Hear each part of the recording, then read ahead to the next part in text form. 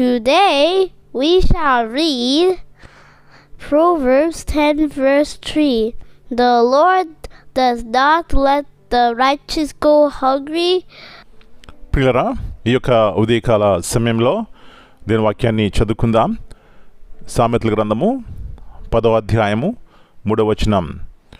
యెహోవా నీతిమంతుని ఆకలిగొననీయడు. యేసు ప్రభువారి అతి శ్రేష్టమైన నామములో ప్రియులారా మీ అందరికీ శుభములు తెలియజేస్తున్నాను. మరి యొక్క నూతన ప్రభు దినాన్ని దేవుడు మనకిచ్చారు. మరి ప్రభుని స్తుతించి ఆయన గణపరిచి ఆయన ఆరాధించి ఆయన మహింపరచాలి. ఇక్కడ మరి యొక్క వాగ్దానాన్ని మనం చూస్తున్నాం. యెహోవా నీతిమంతుని ఆకలిగొననీయడు. ప్రియులారా, నేటి దినాల్లో మనుషుకున్నటువంటి ఆకలి ఏమిటంటే ఏమి తిందుమా, ఏం త్రాగుదామా అని. రెండవది ఏమిటంటే రేపుడి దినము గురించి ఆలోచించి చింతపడుతూ ఉంటారు. యేసు ప్రభువారు ఇందుని గురించి ఒక చక్కని మాట అన్నారు. రేపుడి దినము గురించి చింతపడవద్దు, రేపేమి సంభవించునో మీకు తెలియదు. ఇంకొక మాట ఉంది, ఏమనుందంటే మీ పరలోకపు తండ్రికి తెలియను మీకు ఏది కావాలో.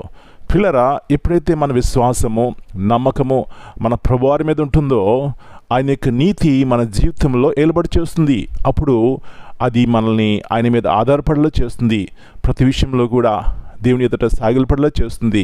రెండవదిగా దేని వైపు చూసినప్పుడు ఆ బలము, ఆ సంతోషము, ఆనందం మన జీవితంలో ఉంటుంది. ఎందుకంటే నా దేవుడు నా ప్రభు రేపటి దినముకి నాకేమి కావాలో ఆయనకి తెలుసు.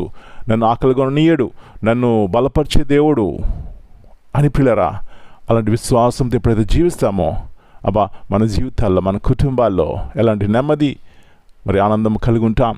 ఇలాంటి తృప్తి కలిగినటువంటి జీవితం కలిగి జీవించాలని యేసు ప్రభువు ఆశపడుతున్నారు. పిల్లరా, అలాంటి కృప ఉదయకాల సమయంలో మనందరికీ దేవుడు దయచేయను గాక.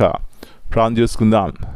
వాగ్దానములు చేసి నెరవేర్చే దేవా, పరిశుద్ధమైన తండ్రి, మరి ఇక నూతన ఉదయకాల సమయాన్ని బట్టి మీకు వందనాలు. మరి ఇక శ్రేష్టమైనటువంటి వాగ్దానం బట్టి మీకు వందనాలు నాయన.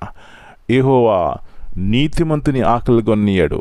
ప్రభువా, నేటి దినాల్లో వాస్తవానికి తినడానికి అన్నీ ఉన్న తృప్తి లేని జీవితాలు. దీనికి కారణము చింతపడడం, రేపటి దినం గురించి ఆలోచించటం.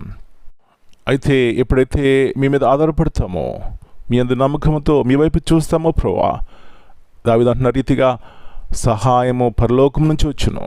అవును, అలాంటి నమ్మకము విశ్వాసము కలిగి ఈ లోకంలో సమాధానంతో సంతోషంతో వ్యక్తిగతంగా కుటుంబంలో కలిగి ఉండడానికి సహాయం ఇచ్చేయమని మనం మీ చేతిగా అప్పగించుకుంటూ దినమంతా మెరికల కింద భద్రపరిచి ప్రతి ఒక్క అపాయం నుంచి కీడుని తప్పించమని యేసు ప్రభువారి అతి శ్రేష్టమైన ఘనమైన నామమును బట్టి ప్రార్థన చేస్తున్నాను తండ్రి. Amen. God bless you all. My dear brothers and sisters, greetings in the precious name of our Lord and Savior, Jesus Christ.